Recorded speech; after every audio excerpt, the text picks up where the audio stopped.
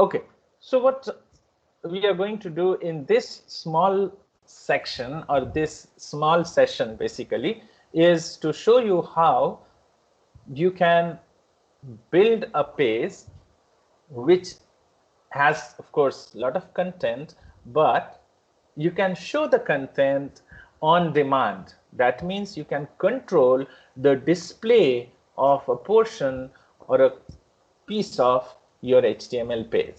Okay, this is just one glimpse of the power that JavaScript brings to you, of course, aligned with or hooked with the HTML's capabilities and styling capabilities. Okay, let's take a quick look into that. What we are going to do is we are going to control the page or the content or the appearance or anything on demand. On demand means whenever I like to. Whenever I like to means even after the page is rendered, page is loaded in the browser, right? And JavaScript gives you that control. And what are the things that you can do using JavaScript? You can change the HTML content, any portion or the entire content. So basically, you started with something and you end up with something else. You can change the content completely, not just the text content, but the entire structure also. JavaScript can change the attributes and their values in any HTML element. So you can change the content or you can change simply the attributes. Of course, that will also make the content look maybe a little different. You can change the styles of HTML elements. So you can dynamically set the style, and that is what we will do as a quick glance into the capacity of JavaScript today. You can hide or show. Actually, this is the exact thing that we will do by controlling or changing the style. You can hide and show. This is a very common use case, so this is what is highlighted separately. So what you can do in general or technically is react to HTML events. And what are the HTML events? These are the things that happen to HTML elements. Things that happen. Say you do a click or HTML element is loaded or rendered or property changed or some action happened, right? So various things that will happen with HTML elements once it is on the page, on the browser, and you want to respond to those things or events. You can do that using JavaScript. Say I have a section and then there is a click happening on that section, and you want to do something whenever there is a click happening. You can do that using JavaScript, and that's what we will do today. Okay, so let's take an example on controlling the display. We are starting with first use case today. We'll build upon other use cases in coming days. I'll not go deeper today, but I will explain you in coming sessions what exactly has happened in this particular use case situation. So let's control the display, the visualization of a content. We have seen this page earlier, right? We wanted to create this page and we created this, and you know, it had multiple sections. So 5 sections, 1, 2, 3, 4, and 5. We had 5 sections and we built them separately. What I want is, well, first section makes sense, last section also makes sense, but these 3 sections, can I show it optionally or whenever I need? I am interested in knowing personal information or job objective or education. I don't want to see all of them listed together. It's like too much, or I may have to scroll over the page when it has full content. So I want to show a portion on demand. Suppose I'm interested in giving this person a job provided this person has the right education. So I am first going to look into education. That's my interest. I'm not interested in the personal information like date of birth, nationality, etc., etc. That's my secondary criteria. So what I want to do is I want to quickly go into the education section.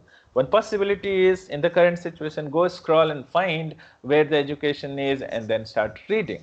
But if I make it available through button clicks or through navigation, that okay, take me to the education part. So I click somewhere and it directly takes me there, or that section becomes visible, and everything else that I'm not interested in is not visible. Is that possible? Yes. And that is what we will do. So what we actually I want is, by default, the heading or the first section should appear, and the fourth section should appear, and the fifth last section. So I have 5 sections, 1, 2, 3, 4, 5. Okay, so first, third, and fifth are appearing by default. This is what I want. And then I have, say, 3 buttons at the top. And whenever I click on one of these buttons, that should replace this middle section. So if I clicked on job objective, then job objective should show up. But if I click on personal information, it should show the personal information instead of job objective. Or if I click on education, it should show education section instead of job objective, right? So while the first and last section remains constant, the middle section keeps on changing based on the clicks that I am doing, right? So this is what is the behavior that I want. Okay, so we'll have to do what? Some changes in our HTML page that we had created earlier. So initially we kept all the sections visible, but now I will do what? I will make the second and fourth section by default invisible. And how do I do that? Specifying display property to none, right? Display style none will make it invisible. There was another property, visibility. Visibility hidden will also make it disappear, but the side effect was it maintains the space, so that will not look good. I don't want the blank space to appear. I want that to disappear completely, and for that display property none is more important, or more appropriate, I should say.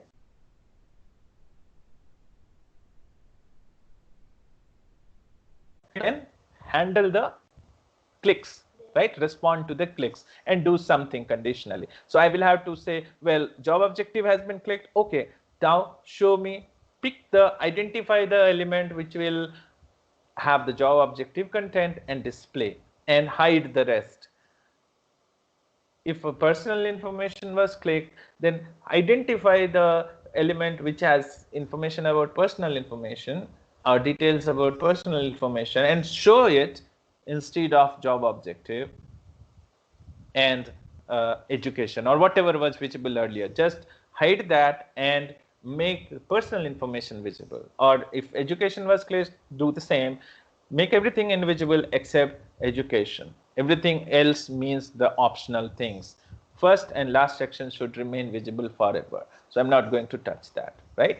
So I'm going to write something using JavaScript inside HTML CSS combination in the same page. So what I'm going to do is set unique ID attributes for each of the optional sections. So there are 3 sections, second, third, fourth, which will be shown optionally. So I specify an ID property for each of the sections. So each section is a div. I say ID equal to, say, job, ID equal to education, ID equal to personal information, something like that, so that I can identify them uniquely. Now, what I will do, initially, I will set the display property of each of these sections to none except the job objective, because I want to show that by default. When the page is loaded first time, I want to show the job objective. I can change that. Say I want to show the education first, fine. I can change the, I can set the display of everything to none except the education section, and like that. So this time I said job objective is visible by default. Next, I have to do handle. I have to handle on-click events on each button or link that I create up in the upper section. Okay, so I first of all, That's an additional task. So that is the HTML portion. You create a button and you style them, and that you can always do. You know how to create such visual. Fine. So if you need help, you can see the example that I will share today later. But that is doable, that you know, using HTML and CSS. So what is new here is define handlers for the on-click event. So that is a property. On-click is a property of HTML elements against which you have to specify something and which should be able to do something. And how? So it's how do you do handling? By defining a JavaScript function, a logic, and that is something new.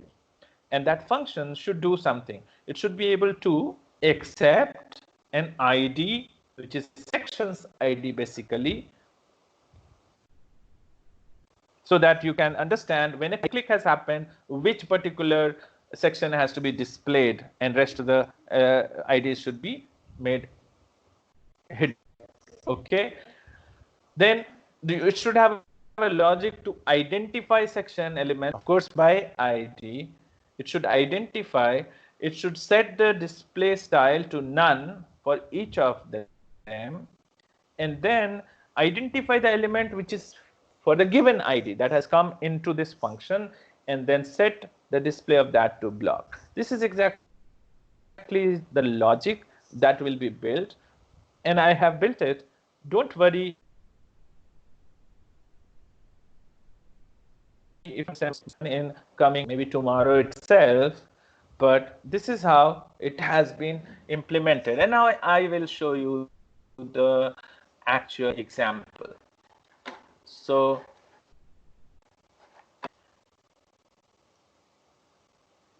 here is the page.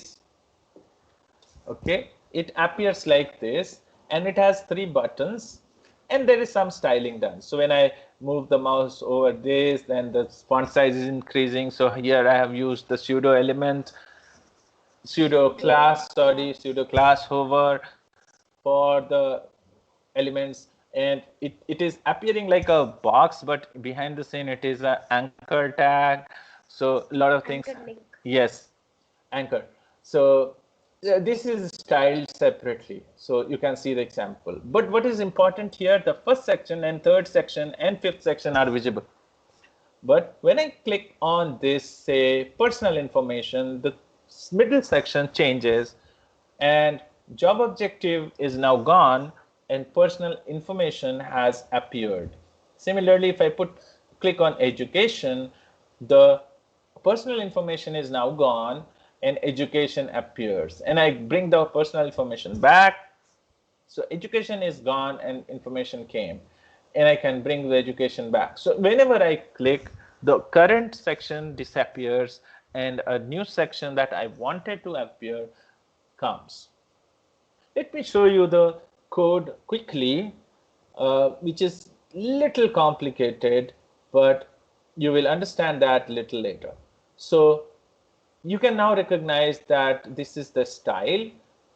It's a rule set that we defined, and this is mostly used for the button section that I have created. So here is a new button section that I have created, and a style and a class. This class sec button has been applied, which builds the bordered rectangular look and feel for the anchor tag. So by default it is an anchor tag, but did you imagine that these are anchors? It does not look like an anchor, right? It looks like a button or clickable section. So this is how I can disguise. I have some, but it appears like something else. So anyway, so let's come back.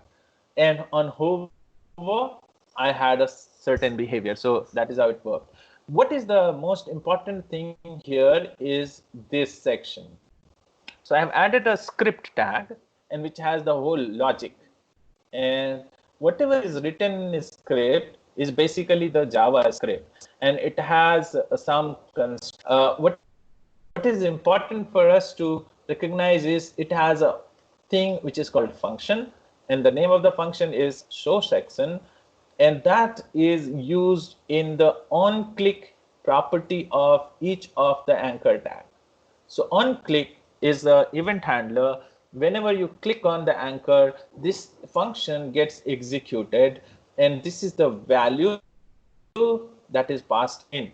And that value is available to the function as the variable here, and then rest of the logic of identifying each section and setting the display to none, and then identify an element, a section with this ID and setting the display to block is being done. Now, it may look alien to you, don't mind. Whatever is written here is following certain conventions, certain rules of JavaScript, and that we are going to learn in our coming sessions. But for the time being, you just saw the magic that is introduced by JavaScript, where you started with something and then you are changing the content of your HTML so dynamically whenever you want. So on demand, you are able to change the content, right? So this is the power that you will get with JavaScript. And JavaScript, as you noticed, will be giving you control over the entire HTML. You can relay it out completely, change the content, change the attribute values, change the style. So pretty much you can create the entire HTML on demand, or recreate or just destroy the HTML whenever you want. You can do anything with okay. So this is a very quick dive into JavaScript. JavaScript. We will get deeper with JavaScript in coming days, and that will be our focus from now on. We have seen a whole lot of a CSS so far, so I will encourage you to keep practicing the CSS, and now on prefer using rule sets instead of inline styling, because inline styling should be the last option. You should always try to define styles in its reusable format, either as internal style inside the style tag, or define it externally in a CSS file. That's the most preferred way, and then link to HTML using link tag, because that is how you will be able to reuse your style the most. Okay, so try to do that and use the selectors, define the selectors appropriately, which is going to match your HTML's construct, the hierarchy that you build in HTML. We will focus more on JavaScript in coming couple of days, and then we will continue to work through the technologies together depending on the use case that we want to handle. Okay, so that is the last thing of today. Any question before we end our conversation today?